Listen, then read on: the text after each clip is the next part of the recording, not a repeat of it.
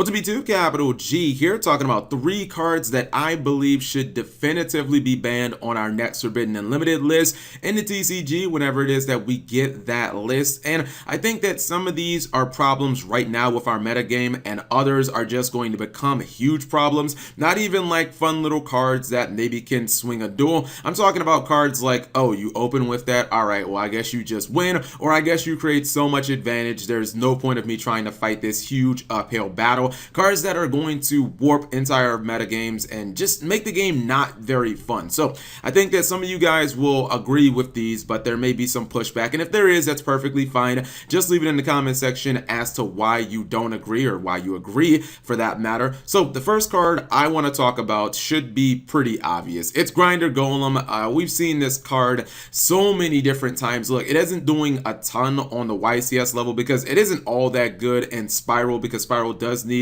its normal summon, but when Spyral is out of the spotlight, you guys are going to see Grinder Golem shine. I think the real reason that you're not seeing Grinder Golem splash in like every deck right now is simply because we don't have the security dragon. Like, we don't really have the other link monster that breaks this thing completely open, where obviously you summon Grinder Golem, you get your tokens, you go for Akashic, you bounce that thing back to your hand, then you summon it again, you go for your security dragon, you bounce it again, then you go for Firewall Dragon, you bounce it again, and it's just like you have a whole bunch of link monsters on the field. You didn't really have to commit any resources to the board. Yes, I do understand that you don't get your normal summon, but you can even go harder than that. Plus, you guys know, especially with things like Scoldite coming out in the next set Extreme Force, the normal summon isn't all that important because Scoldite can grant you special summon straight from the hand, and that can just kind of be your normal summon for the turn. Also, when you take this into consideration, there are decks like Jack Knights out there that do not need their normal summon at all. Jack Knights is a deck that every single Jack Knight is summoned by the special summon, and even worse than a deck like Jack Knights is the fact that Grinder Golem is actually level 8, where you've got some Jack Knights that are level 8. The Jack Knight archetype plays Kaijus that are level 8. So the Jack Knights do play things like, they play trade-in. So a lot of times what they'll do is they'll super link spam the board. They'll put that Grinder Golem back in their hand, and then they'll trade it in for even more cards. Maybe they draw like a Regeki or something that's just a complete and utter blowout, or a Twin Twister, Cosmic Cyclone, and it's just like, man, you got all that advantage for free. You got probably lethal damage on board.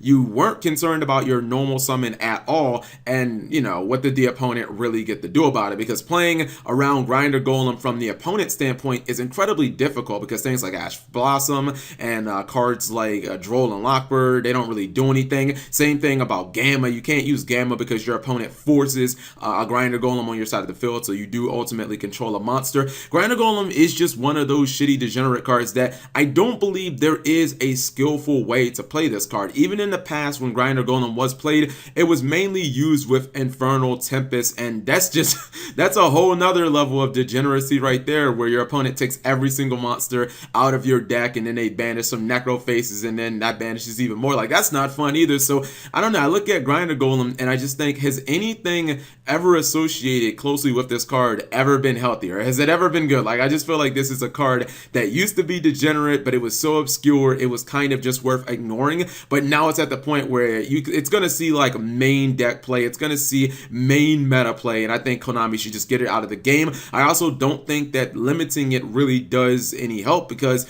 you know, decks like a lot of these combo decks are just going to play one copy, because if they do happen to open with that one copy, you can basically just pop off. I mean, you guys watch Lithium videos, you see what he does with Grinder Golem. You open with Grinder Golem and you get almost a damn full field just off that one card. And again, a lot of times the Grinder Golem is still in your hand, or it's summoned in defense mode, and you can simply run it over if you happen to go second. And then the second card kind of pains me to talk about, because I am such a fan of this archetype, but I do not believe that this card should stay legal, and fair is fair. Gem Knight Lapis Lazuli. So a lot of people probably don't know about Lapis Lazuli, because the most historic relevant Gem Knight cards have been, I guess when you talk about the meta, Brilliant Fusion, Gem Knight, Garnet, and then like Gem Knight Seraphonite. And Gem Knight Seraphonite is actually very similar to Lapis Lazuli. So Lapis Lazuli, for like people who really play play Gem Knights, you know that this card has always been kind of absurd. That's why she has the built-in clause that you can only special summon her once per turn. The problem is that that effect is so easy to work around with another fusion monster in the deck called Master Diamond that can just copy her effect. One of the big issues with Lapis Lazuli is when you look at the structure of the Gem Knight archetype, she doesn't fit it at all. Like, she does something completely different than what the rest of the Gem Knights do. Gem Knights are basically, for like, if you don't know what the deck does, it's kind of like a poor man's version of Fluffles, right? It operates almost the same way. Like, Fluffles just have a lot better removal than an archetype like Gem Knights do, because obviously Fluffles are newer. They have a card like Tiger that can just pop basically anything on the board and give the deck the green light for the OTK. Gem Knights don't have that type of removal, but they're more of a summon a bunch of big monsters and run them through a brick wall. Whatever your opponent puts on the board, hopefully your gems can just run right through them. The issue has kind of always been with Lapis Lazuli, you've always been able to kind of cheat your way to maybe 4,000 burn damage. And when you look at her, it's kind of like if you ate Thanksgiving dinner, right? And then your mom or your wife came out with like a big apple pie and a chocolate cake and some ice cream, and then came out with deviled eggs. You'd be like, wait a minute, one of these things doesn't belong here with the others. That's kind of how Lapis Lazuli is. Like, she has this random huge burn effect in a deck that's kind of a beatdown deck. Like, it doesn't make a lot of sense. And again, they've built some of the Gem Knight monsters where you can't summon them multiple times in a turn, but with her specifically, it doesn't matter. It matters with something like Lady Brilliant Diamond. It does not matter with Lapis Lazuli, because there are just other Gem Knights that can copy her effect. And the real issue is, it used to be incredibly inconsistent to pull off the FTK in pure Gem Knights. You'd need like a hand of like the 4 perfect cards or something like that, and obviously you're not going to be able to rely on that. Or you'd have to build the deck, like you'd have to build a pure FTK Gem Knight, and that required you to play like Black Garden and have a whole bunch of tokens, and for your opponent not to have hand traps. But now the FTK only requires like 2 cards. It's like open with Brilliant Fusion and any other monster. If your opponent doesn't hand trap you, you literally just burn them to death. Or you obviously don't even have to open with Brilliant Fusion. You can open with the Predaplant plus another monster. Boom, if your opponent doesn't have a hand trap, again they lose. It's incredibly consistent. So I feel like Gem Knights they need to lose this card. I do understand that there is another card, Seraphonite, that she's kind of comparable to, but the difference between her and Seraphonite is, even though Seraphonite's effect is kind of random and it doesn't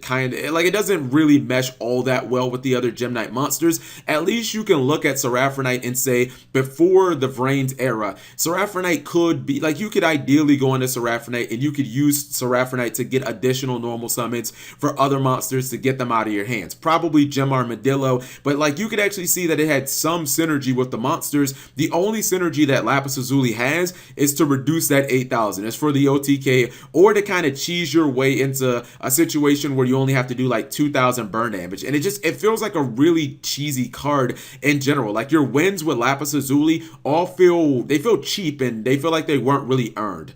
And then the final card that I'm going to talk about is one that I've brought up in the past, and I'm just going to keep on beating this drum whether I'm right or whether I'm wrong. I'm pretty much dug into the argument at this point, is Spyral Master Plan. If you guys looked at the most recent YCS, I believe 13 out of the top 16 was Spyral, so it apparently appears that Spyral are going back up in popularity, or at least when it comes to like meta representation. Man, I don't know. I just think, I've said this before, I thought that drone was a terrible hit. It didn't really do anything. People only need to play one drone to get there anyways. It's a card that you can special summon from the deck, and once you get the Master Plan off from the double helix, you basically just win the duel. The card gives you too much advantage, and the reason that I bring up drone is because I feel like they should have flip-flopped those. Obviously not, limiting Master Plan, because what would that do? People only play one copy, but I feel like they should ban Master Plan, and that would significantly reduce the power ceiling of Spyrals. It would reduce it so much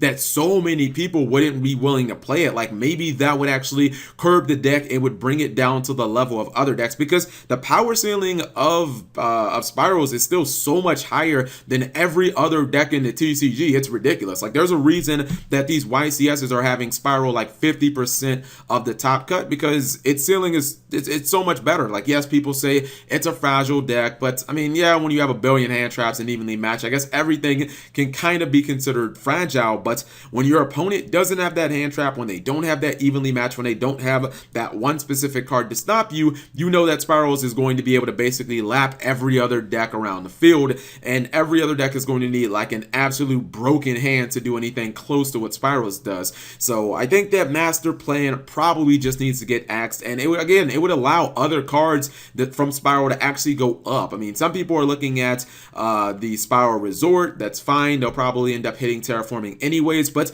I don't think any other card in Spyral is something where if you resolve it, you basically win. Because if you took out Master Plan, right, if she just never existed, you wouldn't even be able to say that about Double Helix. I've said this before. What would Double Helix really be if there was no Master Plan? You could summon like a Super Agent, and that would be cool. Okay, blow up a back row, but you wouldn't get enough advantage from that to just auto win the duel. And if you went first, what would summoning a Super Agent even do? Like it wouldn't even do anything, because there'd be nothing on my side of the field to pop. Whereas Master Plan, it's like, all right, you just got Sleeper, you just got Resort, you just got Last Resort. I can't target any of your dudes. I can't really play anything on the field because your Sleeper is going to pop all my stuff. I still have like 2 other monsters on the board to deal with, and you probably got a utility wire through all your, infinite searching that you just did.